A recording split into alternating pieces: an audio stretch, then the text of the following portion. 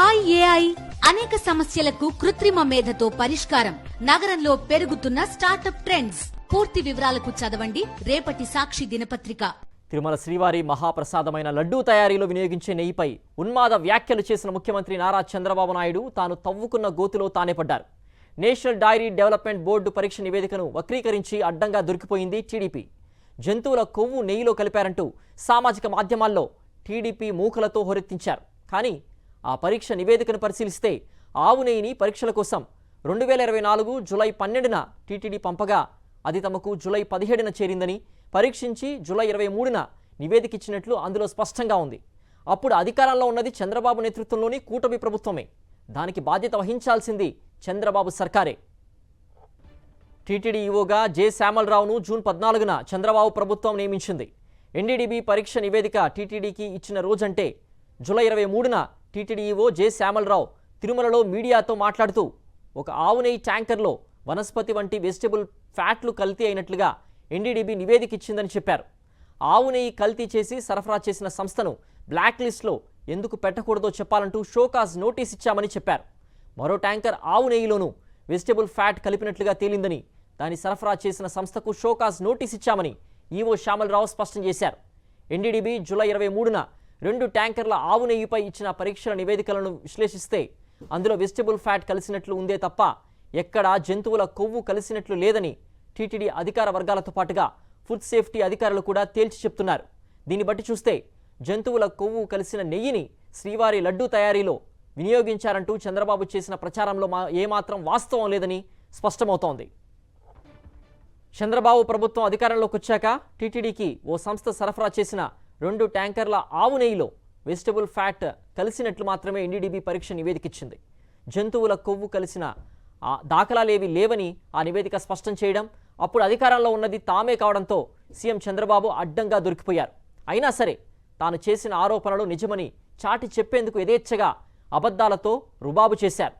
CM Chandrababu తనయుడు మంత్రి లోకేష్ మరో అడుగు ముందుకేసి వాస్తవాలు వల్లవేస్తూ హిందువుల మనోభావాలతో చెలగాటమాడుతూ వైఎస్ఆర్సీపీపై రంకెలు వేయడం గమనార్హం.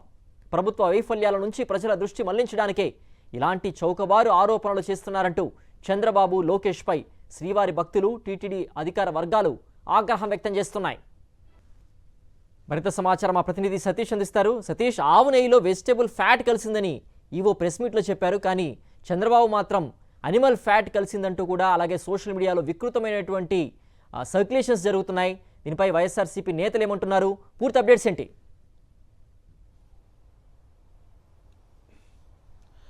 సిద్ధేశ్వర్, రాష్ట్ర ముఖ్యమంత్రి చంద్రబాబు సాక్షాత్తు కలియుగ దైవం తిరుమల వెంకటేశ్వర స్వామి విశిష్టతను, టీటీడీ దేవస్థానం ఆ ప్రసాదంకి సంబంధించినటువంటి విశిష్టతను దెబ్బతీసేలాగా చేసినటువంటి వ్యాఖ్యలు దుమారం రేపుతూ ఉన్నాయి. ఇది వైఎస్ఆర్ కాంగ్రెస్ పార్టీ పైన బురద చల్లేందుకు ముఖ్యమంత్రి చంద్రబాబు చేసినటువంటి ఈ రాజకీయ విమర్శలు, సాక్షాత్తు వెంకటేశ్వర స్వామి ప్రసాదాన్ని కూడా తన రాజకీయ విమర్శల కోసం చంద్రబాబు వినియోగించుకొని ఇప్పుడు అడ్డంగా దొరికిపోయారు. ఎందుకంటే ఆధారాలతో సహా బయటపడినటువంటి నివేదికలు, ల్యాబ్ రిపోర్ట్లు కూడా చంద్రబాబు చేసినటువంటి వ్యాఖ్యలు పచ్చి అబద్ధమని నిరూపిస్తున్నటువంటి పరిస్థితి. దీంతో చంద్రబాబు వల్ల తిరుమల లడ్డూ ప్రసాదానికి అపకీర్తి వచ్చిందన్నటువంటి విమర్శలు కోట్లాది మంది వెంకటేశ్వర స్వామి భక్తుల నుండి వెల్లువెత్తున్న పరిస్థితి. ఎందుకంటే స్వయంగా ఏదైతే టీటీడీ ఈవో ఎవరైతే ఉన్నారో శ్యామలరావు జూలై 23వ తేదీన చాలా స్పష్టంగా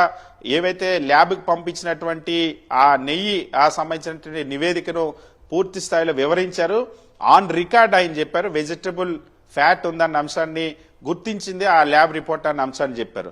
సో మరి చంద్రబాబు మాత్రం దాన్ని జూలై 23న నివేదిక వస్తే ఇన్ని రోజుల తర్వాత స్వయంగా తెలుగుదేశం పార్టీకి సంబంధించిన రాజకీయ వేదిక పైన 3 పార్టీల కూటమి పార్టీల రాజకీయ వేదికల పైన తన రాజకీయ విమర్శల కోసం ఈ అంశాన్ని వాడుకోవడం అనేది ఇప్పుడు తీవ్ర దుమారం రేపుతుంది. అయితే ఇందులోనైనా ఆధారాలతో మాట్లాడారంటే ఆధారాలు లేవు. యానిమల్ ఫ్యాట్ వినియోగించినట్టు, నెయ్యికి బదులు యానిమల్ ఫ్యాట్ వినియోగించారంటూ స్వయంగా ముఖ్యమంత్రి చంద్రబాబు చేసినటువంటి వ్యాఖ్యలకి ఎటువంటి ఆధారాలు లేవు. ఏవైతే ఆ ల్యాబ్ రిపోర్ట్ చూపిస్తా ఉన్నారో ఆ ల్యాబ్ రిపోర్ట్ కూడా ఏవైతే ఎన్డీడీబీ ఇచ్చినటువంటి నివేదికలో కూడా ఎక్కడా కూడా యానిమల్ ఫ్యాట్ ఉన్నట్టు ఎక్కడ కూడా పేర్కొనలేదు. సో దీంతో చంద్రబాబు చేసినటువంటి వ్యాఖ్యలన్నీ కూడా పచ్చి అబద్ధాలని తేలిపోయినటువంటి పరిస్థితి. మరొక వైపు నెయ్యి సరఫరాకు సంబంధించినటువంటి ఏవైతే టెండర్ల ప్రక్రియ అనేది టీటీడీ పూర్తిగా ఆన్లైన్ పద్ధతిలో నిర్వహిస్తుంది. ట్రాన్స్పరెంట్ గా పబ్లిక్ ఆక్షన్ నిర్వహించిన తర్వాత వాటిని కేటాయిస్తుంది. అంతేకాకుండా ఒకవేళ ఏవైతే ఇప్పుడు ఆ సరఫరా చేసినటువంటి ఈ ఏవైతే ల్యాబ్ కి టెస్ట్ కి పంపించారో ఆ కంపెనీకి సంబంధించి Premier Agri Foods Private Limited కి సంబంధించి ఈ కంపెనీకి సంబంధించిన నెయ్యిని కేవలం వైఎస్ఆర్ కాంగ్రెస్ పార్టీ ప్రభుత్వ హయాంలోనే టీటీడీ వినియోగించిందని ప్రచారం చేస్తా ఉన్నారు. కానీ అది కూడా వాస్తవం కాదు.